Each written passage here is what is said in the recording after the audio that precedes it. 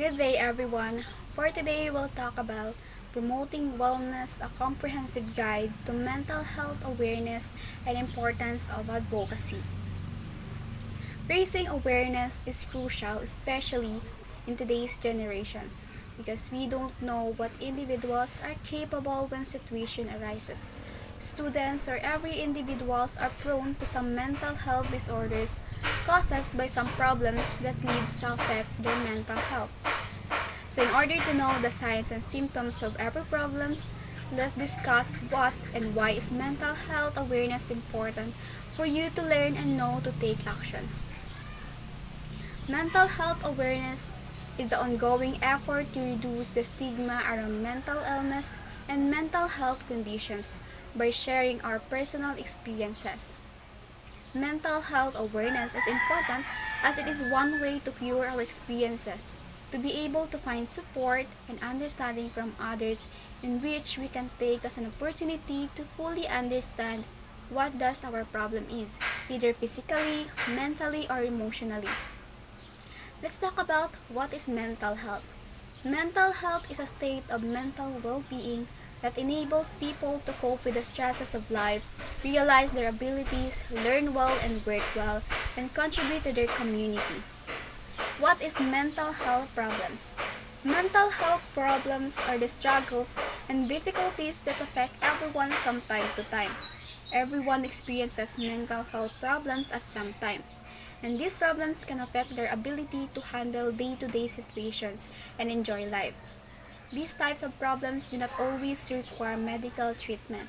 Some people recover from their mental health problems with self-help or support from others, or others require professional help. Associated with mental health problems are low self-esteem, frustration or anger, behavior problems, school learning problems, feeling stressed, worry, and sleeping problems. What is mental illness or mental disorder? Mental illness or mental disorder refers to a diagnosed condition. Example, depression, attention deficit hyperactivity disorder, bipolar disorder, addiction, or schizophrenia that may require medical treatment. Here are the types of mental disorder. First, anxiety disorders. According to the Anxiety and Depression Association of America, anxiety disorders are the most common mental illness. People with these conditions have severe fear or anxiety related to certain objects or situations. Most people with an anxiety disorder try to avoid exposure to whatever triggers their anxiety. Disorders included in anxiety disorders are generalized anxiety disorder or GAD, involves excessive worry or fear that disrupts everyday living.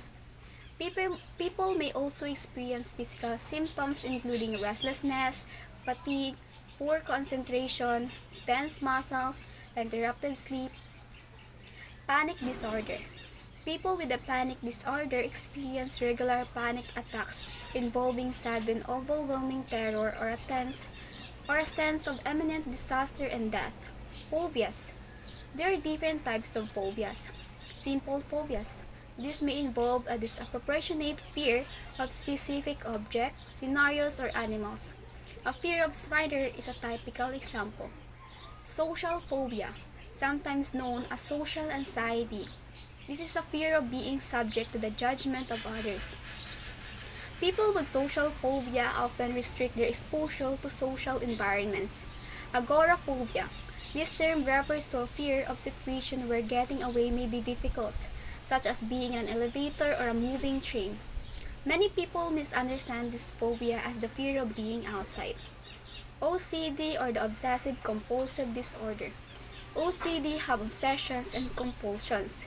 In other words, they experience constant, stressful thoughts and powerful urge to perform repetitive acts such as hand washing. PTSD or the post-traumatic stress disorder. PTSD can occur after a person experiences or witnesses an intensely stressful or traumatic event. During this type of event, the person thinks that their life or other people's lives are in danger. They may feel afraid or that they have no control over what is happening. These sensations of trauma and fear may contribute to the PTSD. Mood disorders. People with these conditions have significant mood changes, generally involving either mania, a period of high energy and joy, or depression. Examples of mood disorders include major depression. An individual with major depression experiences a constant low mood and loses interest in activities and events that they previously enjoyed anhedonia. They can feel prolonged periods of sadness or extreme sadness. Bipolar disorders. A person with bipolar disorder experiences unusual changes in their mood, energy levels of activity, and ability to continue with daily life. Periods of high mood are known as manic phases, while depressive phases bring on low mood. Seasonal affective disorders SAD, reduced daylight during the fall, winter, and early spring months triggers this type of major depression. It is most common in countries far from the equator. Schizophrenia disorders. The term schizophrenia often refers to a spectrum of disorders characterized by psychotic features and other severe symptoms. These are highly complex conditions. Schizophrenia has negative and positive symptoms. Positive symptoms include delusions, thought disorders, and hallucinations, while withdrawal, lack of motivation and a flat or inappropriate mood are example of negative symptoms. Bullying and physical violence in schools. Bullying is a major concern in our society. Bullying occurs when a person is targeted over time with repeated negative actions. Bullying involves an imbalance of power so that the person being victimized has trouble defending him herself. Substance abuse and addictions. Substance abuse or addictions are a result of the continued use of drugs, substances, or alcohol despite repeated negative effects on the users and others. Substance abuse is usually part of a much larger problem, such as problems at home, problems at school, personal stress, or trauma. Suicide. Suicide is death caused by injuring oneself with the intent to die. A suicide attempt is when someone harms themselves with any intent to end their life, but they do not die as a result of their actions. Early signs.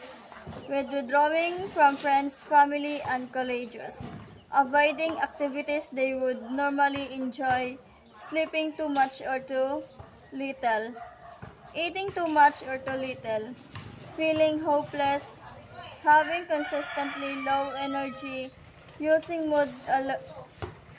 altering substances, including alcohol and nicotine, more frequently, displaying negative emotions, being confused, being unable to complete daily tasks such as getting to work or cooking meal, having persistent thoughts or memories that repair regularly, thinking of causing physical harm to themselves or others, hearing voices, experience delusions.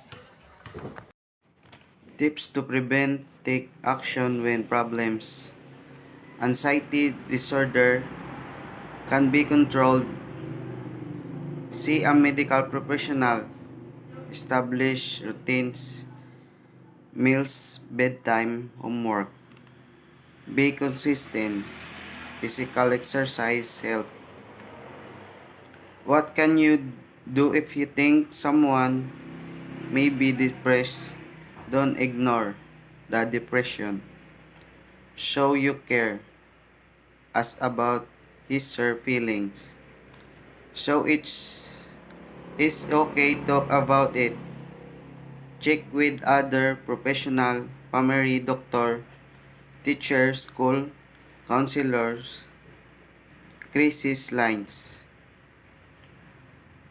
Brief description. These are some common tips applicable not only to the given but it may apply to others being mentioned earlier.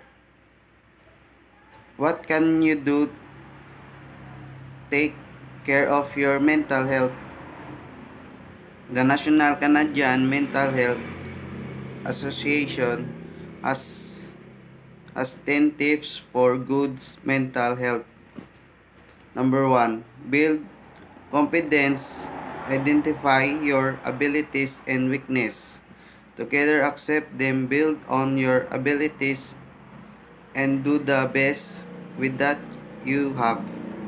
Number 2. Eat right, keep fit.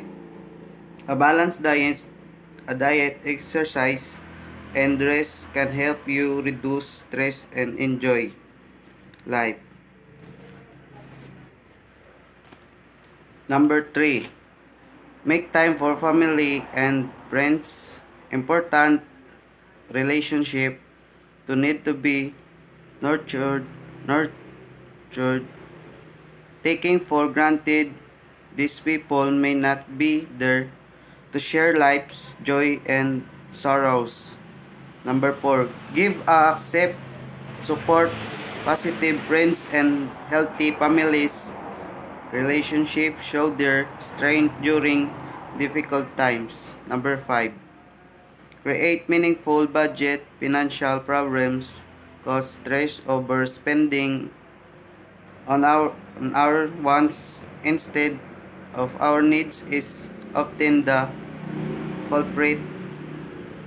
Number 6. Volunteer. Being involved in community gives a special sense of support and satisfaction. Number 7. Manage stress. We all have stress in our lives, but learning how to deal with it strengthens to overwhelm us helps to maintain our mental health. Number 8. Find stress numbers. Sharing a problems with others who have similar experience may help you find a solution and will makes you feel less isolated. Number 9. Identify and deal with moods. We all need to find safe and constructive ways to express our feeling of anger, sadness, joy, and fear. Learn to be Number 10. Learn to be at peace with yourself. Get to know you are what makes you really happy and learn to balance what you cannot change about yourself. What can family members do to promote mental wellness? Help children to recognize and celebrate their strengths. Provide a safe place where children can talk about things that are concerning them. Help children to problem solve and develop action plans to address difficult situations. Encourage children to be active in variety of school and community activities. Make sure that children have some time to unwind and relax in between scheduled and activities. Help children to understand the connection between physical and mental health. emphasize the importance of healthy lifestyle choices. Help children learn the skill and empower them to make good decisions. Talk about balance and choice between children. Promote a healthy body image by positive role modeling, for example, not making negative comments about anyone, weight and appearance. Parents and teachers can play a significant role in promoting mental health in their children and situation. Tips Tips to maintain your mental health. Number 1, regular exercise. Exercising for 45 minutes 3 to 5 times a week can significantly improve mental health. Number 2, eat a balanced diet and stay hydrated. Eating a nourishing balanced diet and staying hydrated can give a constant supply of energy through to the day. Number 3, aim for good quality step. A 2021 review of multiple studies found that more significant improvements in sleep quality to lead greater improvements in a person's mental health.